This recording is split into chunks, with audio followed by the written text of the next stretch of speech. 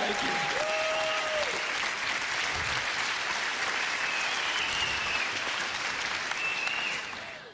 All right. Men's brains, women's brains. Women's brains think give, give, give, give, give, give, give, give, give. They just love to give. They're happiest when they're giving. You get a bunch of women together and they're all giving to each other. Oh, I love your hair. I love your shoes. I love your outfit. Oh, they just love it. Now, men's brains are a little different. Men's brains think take, take, take, take, take, take, take, take, take, take, take, take, take, take, take, take. And you get a bunch of men together and we insult each other. We do. You're fat. You're ugly. You smell. Thanks, man. You know, I mean, that's... So if women love to give and men love to take, which way do you suppose the give and take goes in most relationships? That way. Women think the answer is to give more. If they give more, it will inspire him to give back. Ain't gonna happen. All right? You've got to learn, girls, that if you're going to be truly happy, you're going to have to learn how to take in your relationship. And women are fundamentally very uncomfortable in taking in their relationships.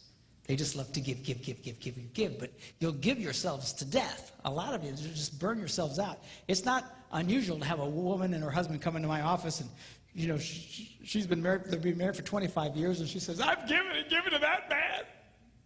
I have nothing left to give. You ever hear a woman say that? I have nothing left to give. They're burnt because they've just given so much. Then you look at the husband and he goes, I thought we had a good marriage. Because it's been great for him. She's given, he's taken, this rocks. All right? So now, girls, I'm going to show you how you can take advantage and change that flow in your relationships. I'm going to show you how you can get a man to do what you want him to do.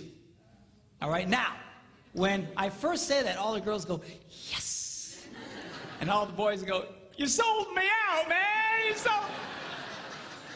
But be cool, because the guys like this part. It's the women who hate it. I get more static from women over what I'm about to tell you because fundamentally they hate taking in relationships. They think that he should just, you know, just give on his own. He should just give. You know, they're hoping, you know, when I say get a guy to give to them, they're hoping I'll say, bad guy, bad, bad, bad. You need to give more. And that's what a lot of these people do in some of these seminars. They beat up on guys. You need to be more. No, the real key, I mean, I think we've established it doesn't work, okay? The real key is to change the woman's perspective and empower you because you, in fact, have the power to change this. But a lot of women have been so affected by over-romanticized concepts in marriage that they don't understand this. They really think that if he really loved me, this would all just happen automatically. If he really cared about me, you know, la la la la la la la la la la. A lot of women really struggle with this concept because they tend to live in this false romantic fantasy land.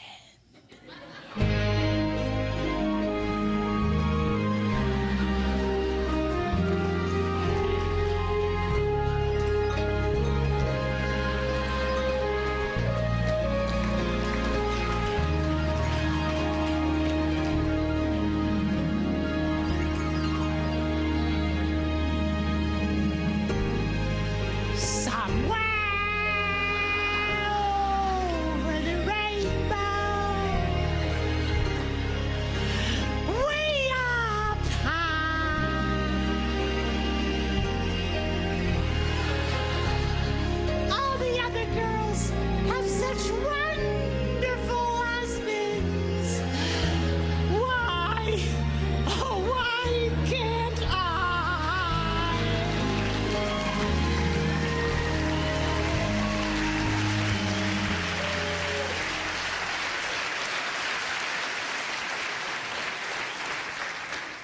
Girls, you can either sit around with your hearts broken all the time, or you can do something about it. And I'm going to show you what you can do. 4 simple steps, how you can change this dynamic of give and take in your relationships. Okay, y'all ready? Here we go. Number 1, how to get a man to do what you want him to do. Number 1, you need to ask him more than once.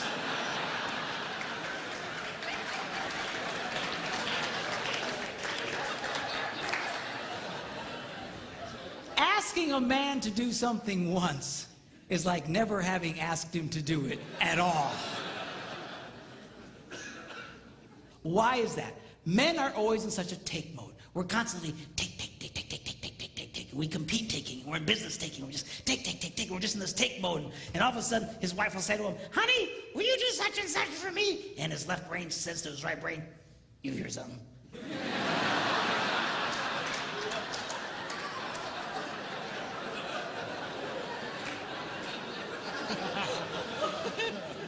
His right brain goes, nope.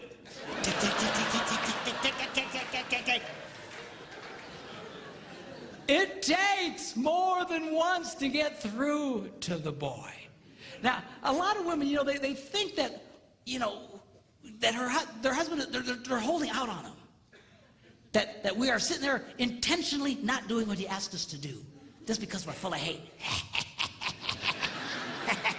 But I promise you, when you asked it, it went in one ear, spun around his nothing box, and shot out the other one. And he's doesn't remember jack about what you said. Now, when I was first studying this, I thought, this can't possibly be true. This has got to be inaccurate, because I'm married to a woman who has no problem asking me more than once. She said, honey, will you do such and such for me? I go, no. Come on, sweetheart, do this for me. No. Come on. She's got the thing, she pats my cheeks. You're such a good husband. Do this thing for me. Okay, and then I do it. So when I was first reading this, that they were saying women only like to ask one time, I thought that can't possibly be true. And I remember I was in a church in Green Bay, Wisconsin at the time.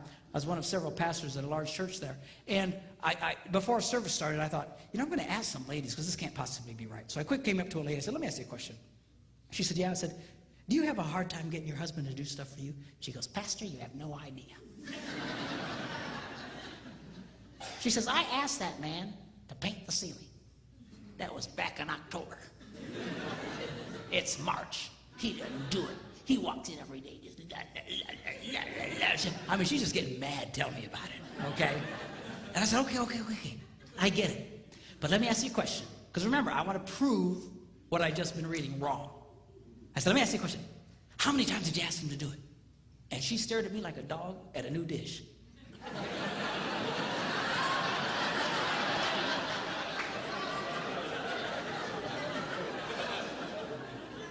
She said, once.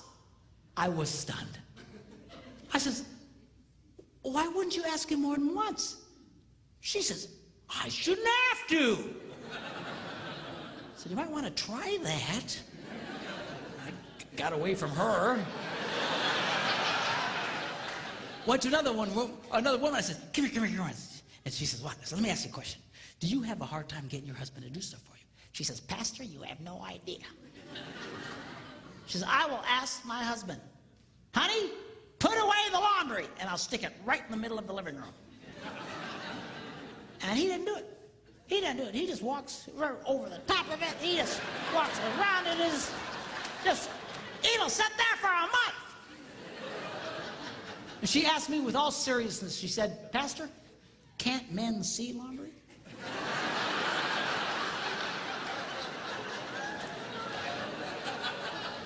I said, yeah, we can see it. Just doesn't mean a whole lot to us. So she's just getting angry, just tell me about it. So I said, okay, yeah, I get it. But let me ask you a question. How many times did you ask him to do it? And that same startled look. Once. I was amazed. I said, once? Why wouldn't you ask more than once? I shouldn't have to. Time was running out, church was going to start, and I grabbed another lady real quick. I said, come here. She says, what? She said, do you have a hard time getting your husband to do stuff for you? She says, Pastor, you have no... Apparently I'm a complete idiot because I have no ideas. But, you have no idea. And she goes on to start living out the horrible transgressions of her idiot husband. And I asked the same question. Okay. But how many times did you ask him to do it? Once. I said, why? Why wouldn't you ask more than once? She said, I shouldn't have to. Ladies, are you listening to me? You have to.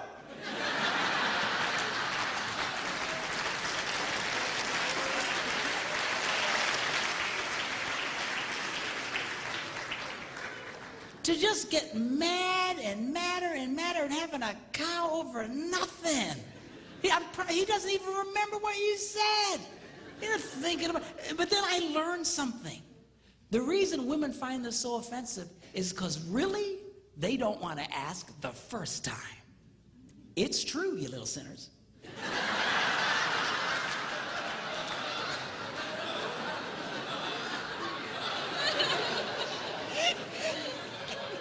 Because over the rainbow, if he really loved me, I wouldn't have to ask. Well, come on. Just ask him again. Ask him again. What's the big crime here? You know what it is you resent the fact that he's resistant to do it, because not only do you want him to do it, you want him to want to do it.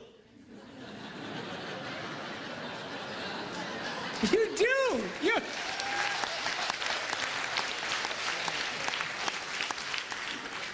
Well, I got news for you. We don't want to do it.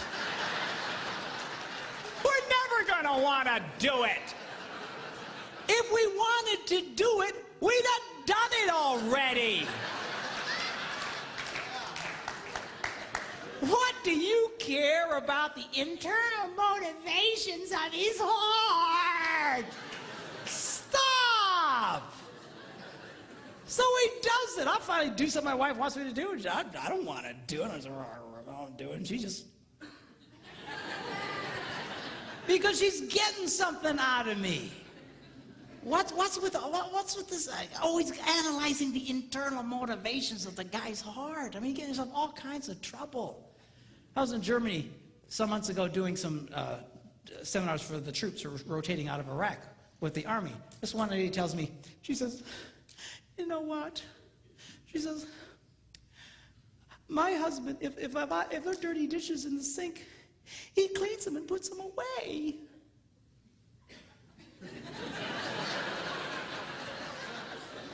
I go, yes, and? She said, well, I asked him, why do you do that? And he said, because I hate dirty dishes. And she started crying.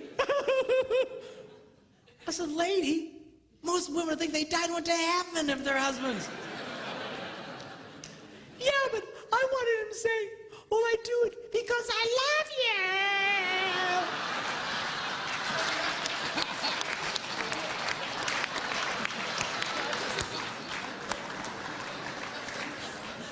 Who cares why he does it? Seriously, you've got to let up on this stuff. Leave him alone. Who cares what his motivations are, what his desires? I'll tell you what most men's desires are, is to do nothing. Okay, have we established that? So get him doing stuff for you. Who cares why he wants to do it in his heart? Number 2. You need to ask him the right way. Now, what does that mean? That means don't insult the boy. A lot of women think they can use insult as a way to motivate a man.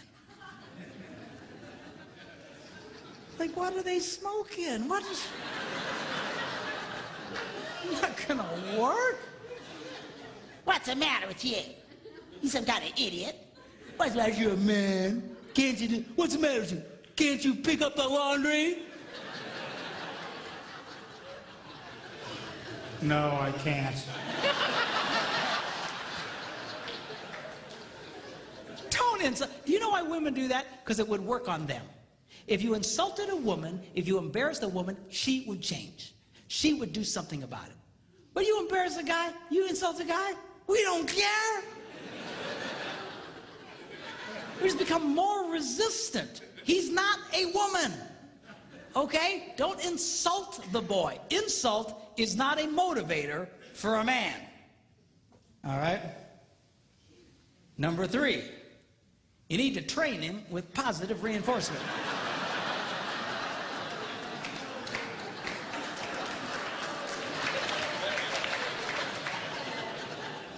What does that mean? Well, training a man is kind of like training a chimpanzee. If the chimp does what you want, you give him a reward. If the chimp doesn't do what you want, you just don't give him the reward. You don't beat the snot out of the monkey. Because then you got a freaked out ape. Every time you come around, he'll just, he'll run away from you. So, well, how does a woman reward a man? Very simply, by appreciating the pathetic things he does. Because men love to be appreciated. And the problem here is that women only like to appreciate unexpected kindness. If it's unexpected, they light up. Oh, oh, oh. But if it's expected, it's like, ah. You know, seriously, I mean, that's, in the beginning of your relationship, that's how he got you to fall in love with you in the first place. See, because unexpected, everything he did was, oh, God, seriously, man, that's how you got her to fall in love with you. She knows you're ugly.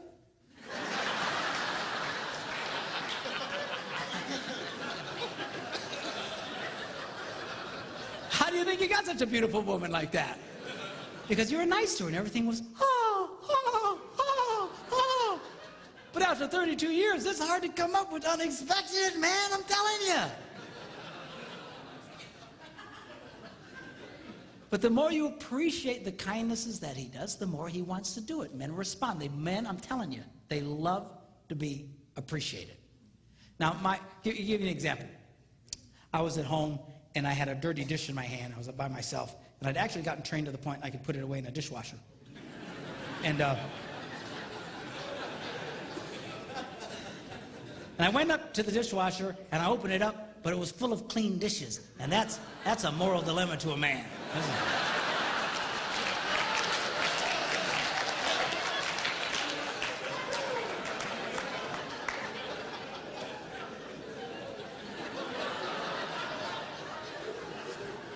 So it finally dawns on my little brain, empty the dishwasher. So without being asked, I emptied the dishwasher and I put everything away. And then, of course, I stick around because I want to see what happens. Why? Because I love to be appreciated. So my wife comes home. She's la, la, la, la, la, la, la. She goes over to the dishwasher and goes, "Huh, you emptied the dishes." And she goes, "You're such a good husband." and I eat it up.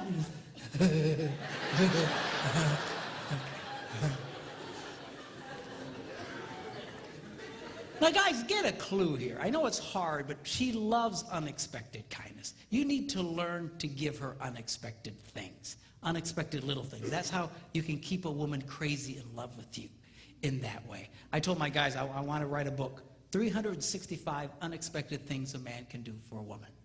And I thought about it, and I went, 52 unexpected things. You're gonna do that every day, you know what? What was I thinking? You know.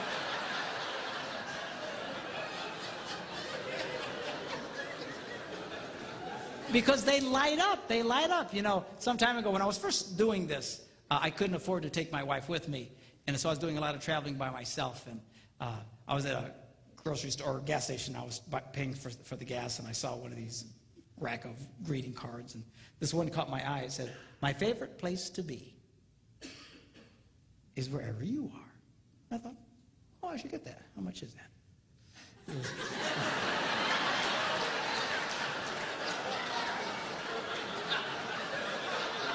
Do you hear these women? I mean, the minute I did, oh, you ruined it! You just ruined it! It is, what was the motive of your heart?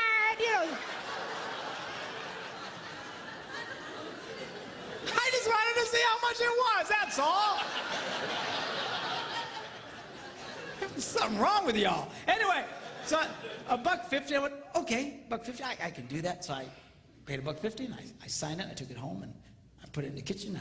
I want to stick around and see what happens. And she eventually comes in and la la la la la la la, and all of a sudden she goes, a card. And she opens it up and it says, my favorite place to be is wherever you are. I got to tell you, boys, it was the best $50 I ever spent in my life.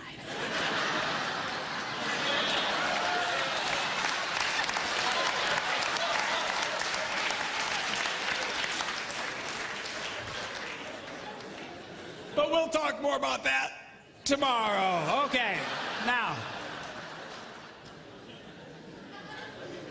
Number 4, barter with him.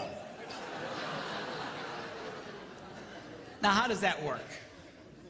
Very simply, you become aware of something he wants to do. You know you got something you want him to do for you.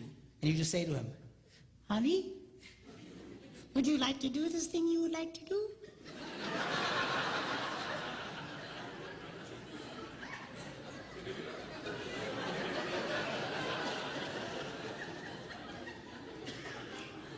Yeah. Well, do this for me, and you can do that. What's the catch?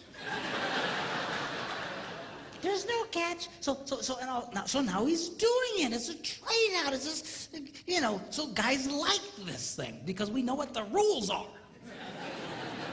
And men are used to bartering. That's why we do what we do in life. That's why we go out and work. I got to promise you, if they didn't pay us, we probably wouldn't do it. I don't care how much you like your job. If they didn't give you the cash, I don't think you'd do the job. It's all part of the bartering system. Men like that, okay? Now, the strongest bartering tool a woman has, we'll talk about tomorrow.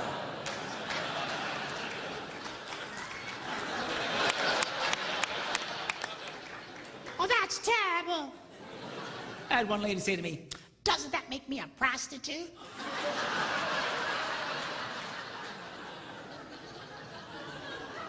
I said, he's your husband, for crying out loud. Women have no idea the power they held over us. They have no idea. I'm telling you, you can get a guy to do almost anything. You just come up to that boy and find something disgusting like cleaning the garage and say, hey, baby, how'd you like that?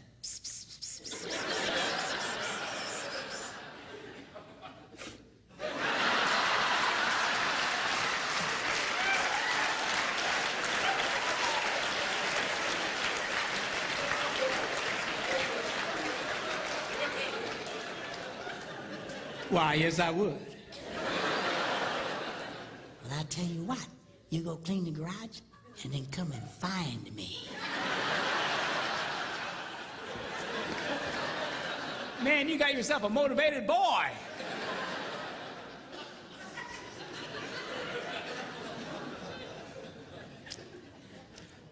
I was listening to Dr. John Gray talk along these lines. He's the guy who wrote that book, Men Are From Mars, Women Are From Venus.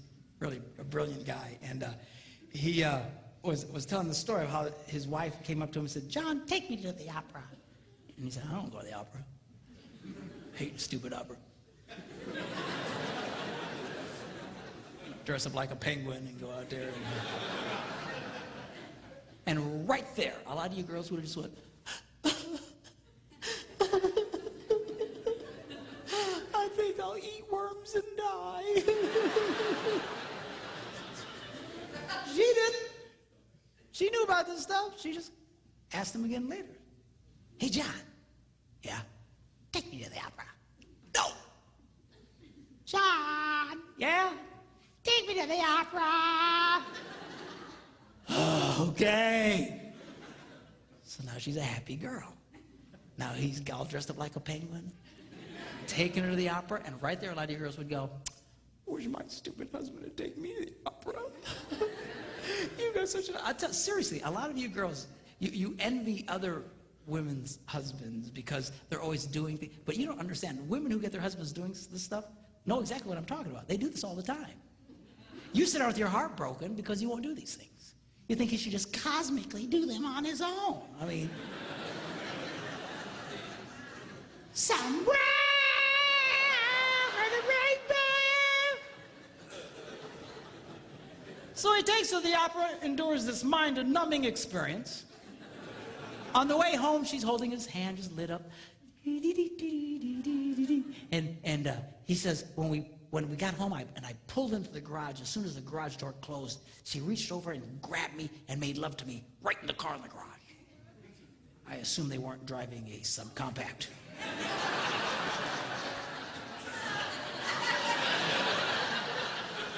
You figure it out. Anyway. So anyway, the next morning he gets up early and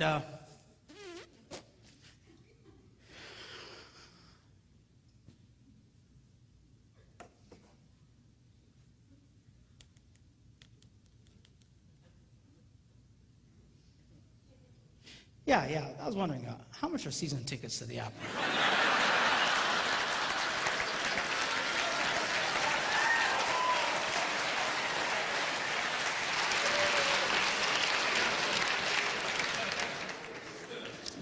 Men's brains, women's brains. Women's brains, they don't think very highly of themselves.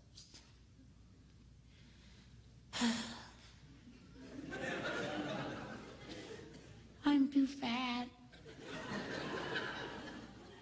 I'm too tall. I'm too oily.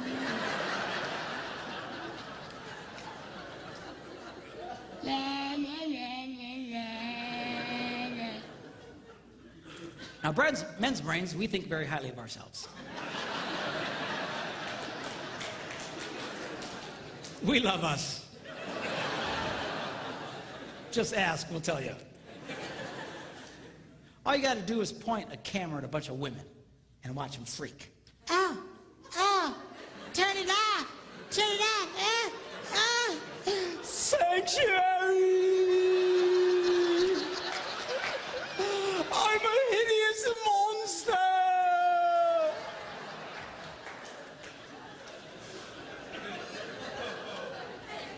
Point a camera at a bunch of guys, what do you get?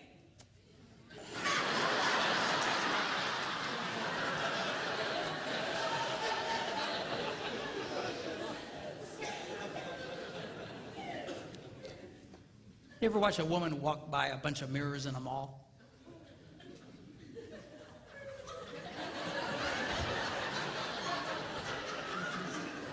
You ever watch a guy?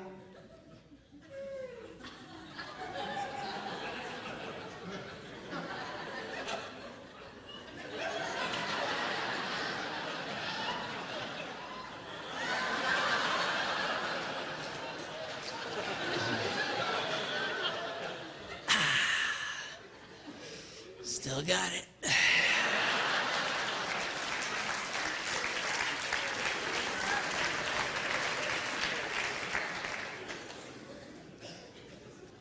A lot of women, they can be such a drag because their husbands try to be nice to them and compliment them and be, nah, don't say that, nah, I'm ugly, nah. And you know, why do you do that?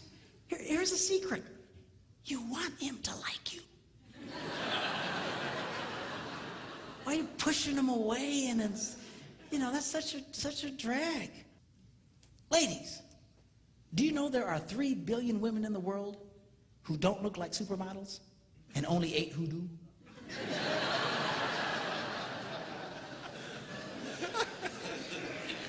Are you seeing a pattern there? Do you know Marilyn Monroe wore a size 14? Not too many guys going, oh, I don't know, she's a little chubby, I think, for me.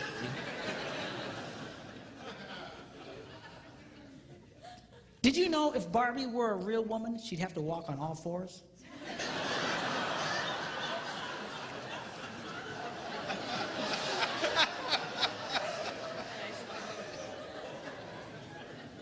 Explain it to her later, okay?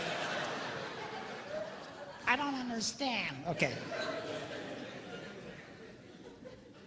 Do you know the models in magazines, they're airbrushed? Do you know what that means?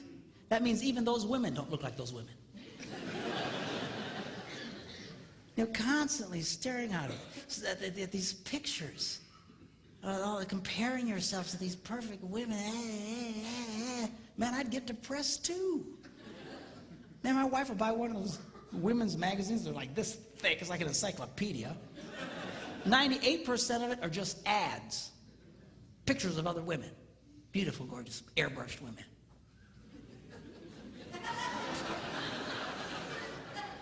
Good night. Do you know 1 out of every 4 college-age white girls has an eating disorder? Can I be politically incorrect here? You know who really has a problem in this area? You white women. It's a documented fact. Women of color generally don't have this problem. You ever see Hispanic women? They walk around like they own the world.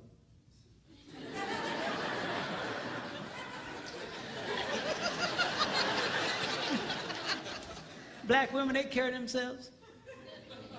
What are you looking at?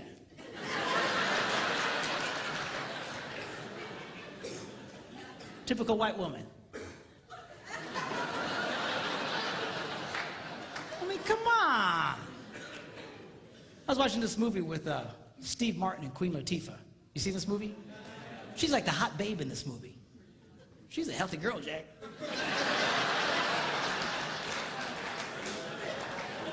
She's all over the place.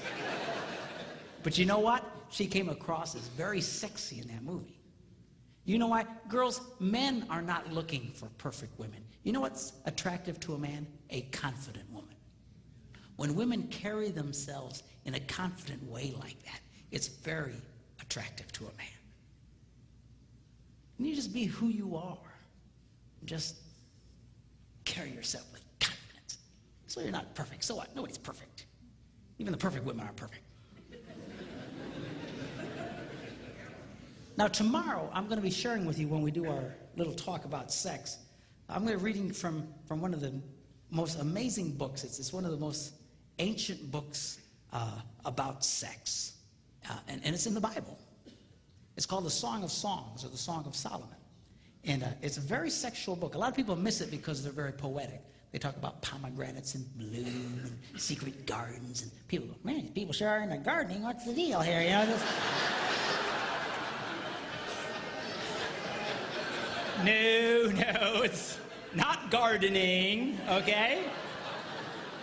It's about sex. We're going to look at that tomorrow. But tonight, I want to just take a quick look at halfway through this book. He describes this woman that he's absolutely crazy about. I want you to see his description of her. He says this. He says, how beautiful your sandaled feet, O prince's daughter. So apparently she had great feet. Your graceful legs are like jewels, the work of a craftsman's hand. So she had great feet, great legs. Your navel is a rounded goblet. So she's got great feet, great legs, but she's got an outie.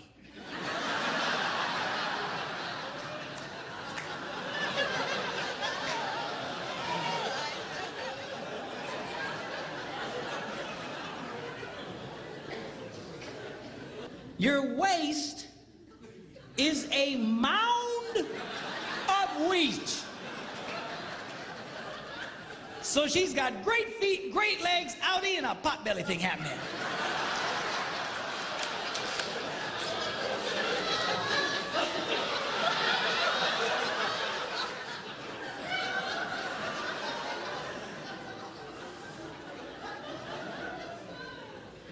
Your two little itty-bitty breasts are like two little itty-bitty fawns.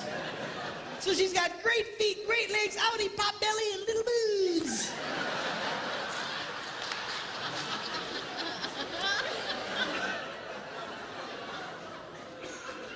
Your neck is like an ivory tower.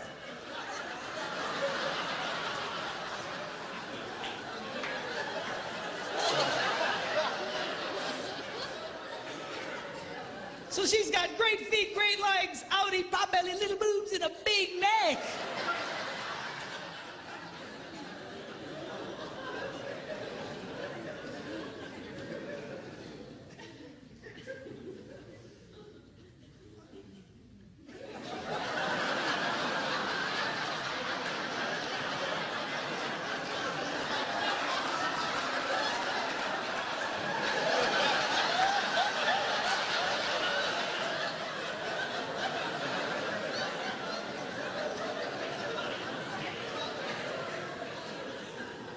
Your nose is like the Tower of Lebanon. In fact, I think they can see it from Lebanon. So she's got great feet, great legs, outie, pot belly, little boobs, big neck, and a huge snaz.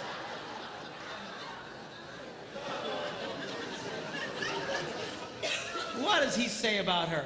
He goes, oh, how beautiful you are, and how pleasing, O love, with your delights. He was crazy about this woman. Men's brains, women's brains. Give, give, give, take, take, take, give, give, give, take, take, take, give, give, give, take, take, take. By the way, on this area of give and take, a lot of women have really been, and I'm speaking particularly Christian organizations and Christian women's clubs. You know, they have these Christian women's retreats and stuff. I call them estrogen fests. And they're wonderful.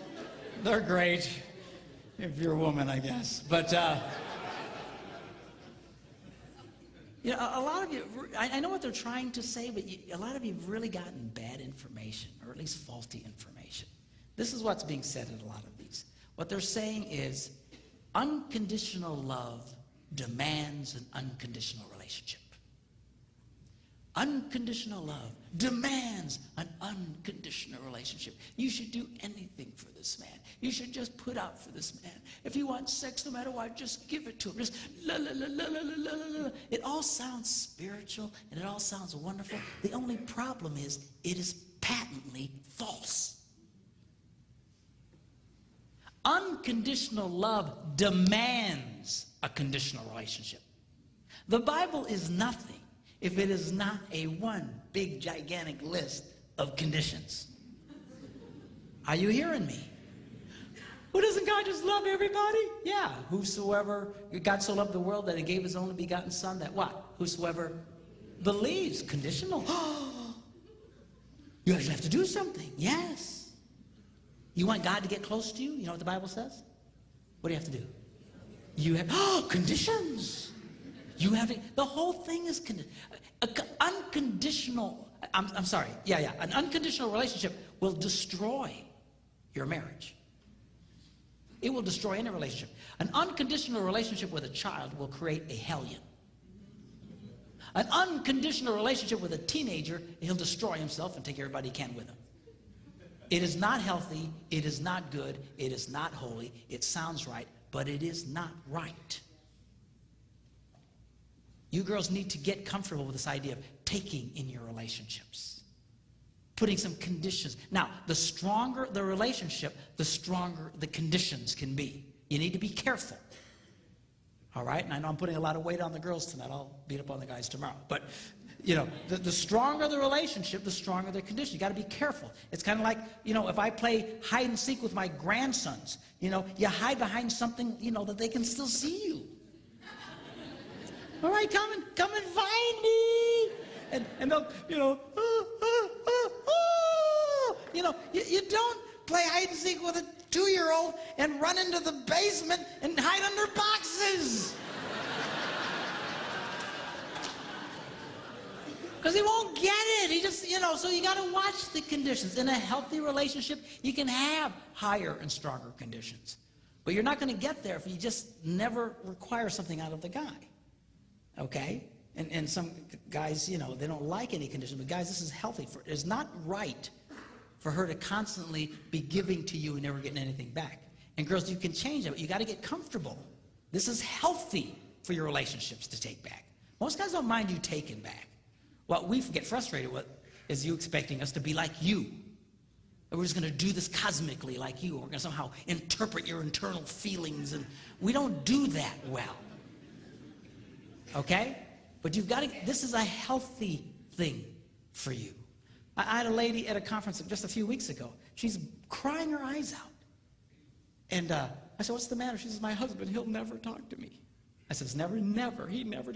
If he would just talk to me just for a little bit, I'd feel so much better. And she just cried. I said, how's your love life? Oh, it's okay. I said, let me see if I get this. A man who never talks to you, when he wants sex, you just give it to him. Yeah. I said, well, why do you do that? Well, because I'm supposed to. That's what we're told. I said, sweetheart, you've gotten bad information. Well, doesn't the Bible say we shouldn't deny each other? Of course. But denial doesn't mean, or acceptance doesn't mean you can't have conditions. Here's an example. If you're trying to get a mortgage for your home and the bank calls you up and says, hey, you have been accepted. We have approved your loan. You just need to come sign some papers. And they hang up. Have you been rejected or accepted? You've just been accepted, man. You're excited. Cool, cool, cool. But you have to go do what? Sign some papers. You don't go, stupid bank. They were going to give me that money, but I got to sign papers. I mean, come on. I said, the next time your husband wants to make love to you, you say, honey, I will knock your socks off. But we're going to talk for 5 minutes first.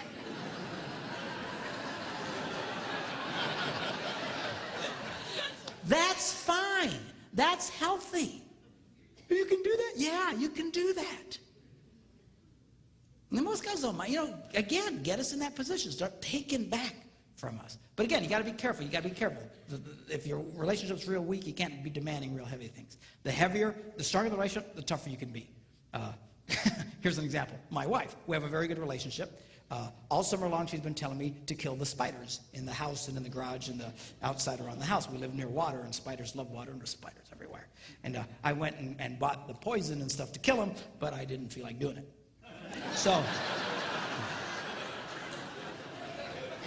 So she was on me for weeks about killing the spiders. Yeah, I'll do that. Yeah. So finally, she walks in one morning, and she just is happy as can be, and everything's good. And she says, oh, by the way, no more sex until you kill the spiders.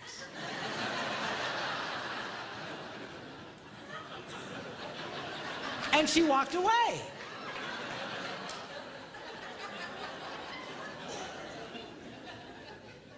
Well, the first day, I didn't kill any stupid spiders.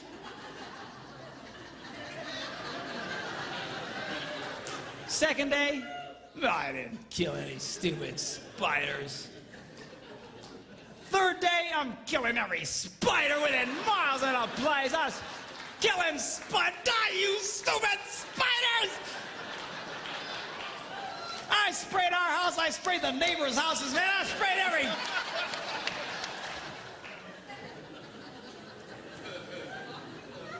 Did I want to do it? No. Did she care? Nope. And she's getting stuff out of the boy.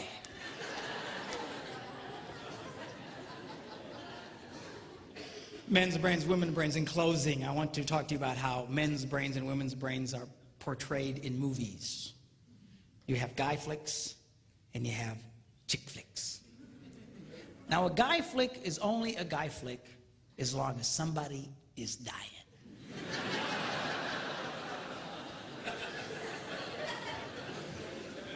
And the more horribly they die, the more we love it. You know, some guy gets his head chopped off, we go, oh, yes! Dude, rewind that, man. This is, that's gotta hurt. Play it again, man. We love it. And you know what? This appeals to all men of every culture around the world. There is something that God put in the heart of every man that just lights up at the idea of living your adventures and conquering your adversaries and going for your dreams.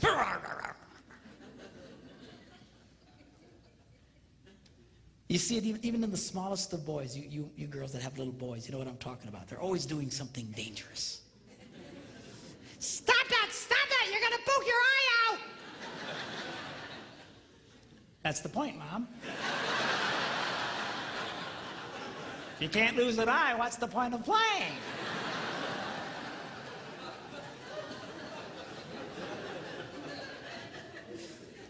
It wasn't a woman who invented football. And we like that. There's something just blesses the heart of a man when he watches one man kick another man's butt. Yeah, yeah! Light up on the inside. Just, we love it! I believe God put that in. I'll tell you, you can't possibly read the Bible and not see that God is a first-class, #1, grade A butt kicker. Not a chance. Even at the end of the Bible, it says someday Jesus is going to come back and he's going to be riding on a white horse and his robes are going to be dipped in the sweetest perfume that he got from Bath and Body Works. Is that what it says? No. Robes are going to be dipped in what? Blood. And all the men go, oh, shit. Dude, blood. That means somebody's going to get their butts kicked. We love it. Now, women's movies, chick flicks, are a little different. Chick flicks are about connecting the wires.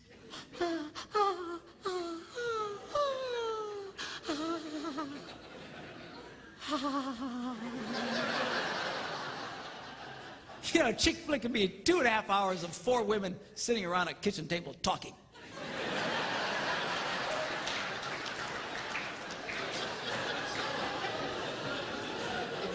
And she'll be watching it going,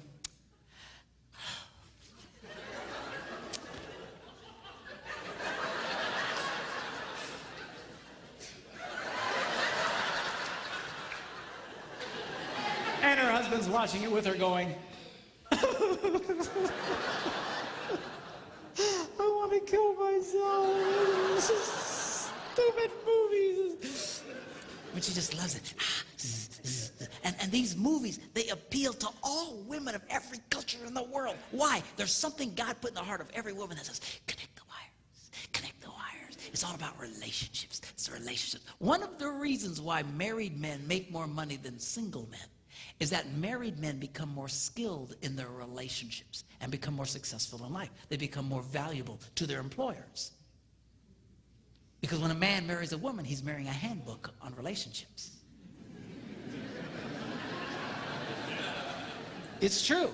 It's absolutely true. Single men remain as they came into the world, clueless.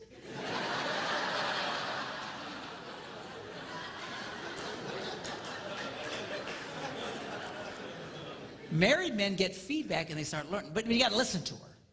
No, we don't like listening to you. I got to be honest with you. Yeah.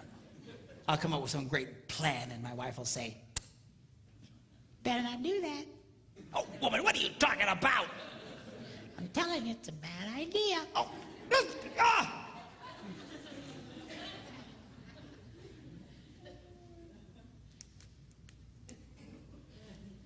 Yeah, you guys. Yeah, we better not do that. Yeah.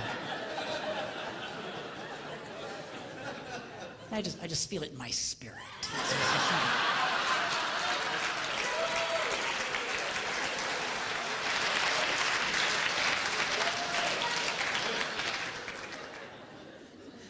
Now, as different as the chick flicks and the guy flicks are from each other, there is one theme they both share that is the same, and that is this: the hero always goes back for the girl.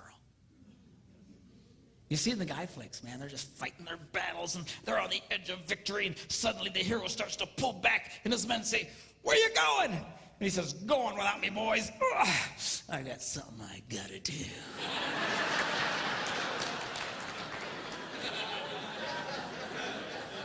And at great risk to himself, he goes back for the girl and he rescues the girl.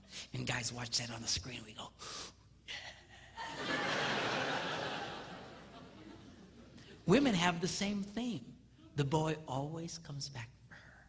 I was watching this chick flick, Jerry Maguire. Have you seen this one? And in this movie, they'd broken up, and finally he wins the big contract, and he realizes it doesn't mean anything because he doesn't have her. And he quick hops on a plane, and he flies home, and he walks into the house, and she's there with a bunch of her girlfriends, and he walks in unexpectedly, and they all look up, and he goes, hello. And she says, what are you doing here? And he starts to explain to her that he had finally succeeded and gotten everything he dreamed of, but it meant nothing without her. And he said to her that you complete me. And she goes, you had me at hello. And all the girls see that, and they all go, oh, yes, yes, yes, yes. All I'm saying to you boys is this. Do what's in your heart. Live your dreams. Live your adventures. Overcome your obstacles. Do what you gotta do. Just don't forget about the girl. I've never met a man who was a financial success and who had lost his family who ever said to me, you know, it was worth it.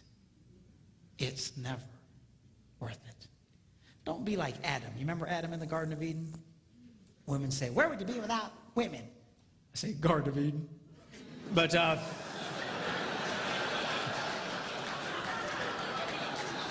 it's just a joke. I know it's not fair. Really, Adam's job was to guard the garden, to take care of the garden.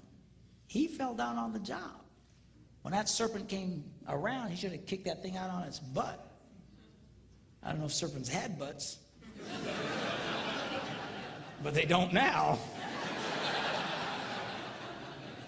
When God takes care of you, man, I'm telling you, lose your butt altogether.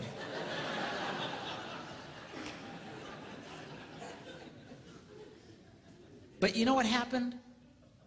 He didn't do anything. So how do you know that? Because if you read the story, Eve listened to this story and then took of the forbidden fruit and then turned and handed it to whom? Adam. She didn't have to go running through the jungle going, Adam! Where you at, boy? I know you're here. He was right there the whole time. He said nothing. He did nothing. Do you know why? Because he was a coward. He was a coward and the father of cowards. Of men who claim to be men, but they're no more men than the man in the moon. They are spineless jellyfish, impersonators, who are afraid to engage their wives, afraid to engage their children. You, sir, are no man. Don't be like that, Adam. You need to be like the second Adam. You see, the Bible refers to Jesus Christ as the second Adam. The first Adam messed everything up. The second Adam set everything straight. And at great cost to himself, he came back for the girl. He came back for you and for me. That is a man. You need to be like that. Live your adventures, yes. Go for your dreams, yes. Overcome your obstacles, yes, yes, yes. Just don't forget about the girl. Don't get so caught up in your puking little life you forget about her. You start working too late at some point, you just stand up and start heading for the door. All the guys will say, hey, where are you going? Just say, go on without me, boys. I got something I gotta do.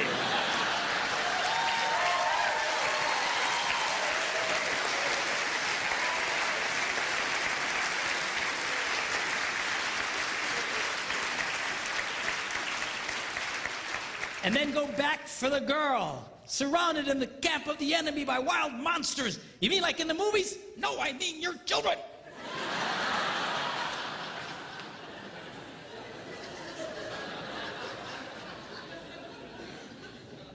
All I'm saying to you is do what's in your heart. It's in the heart of every man here, and it's in the heart of every woman here. Don't forget about her. Don't neglect her.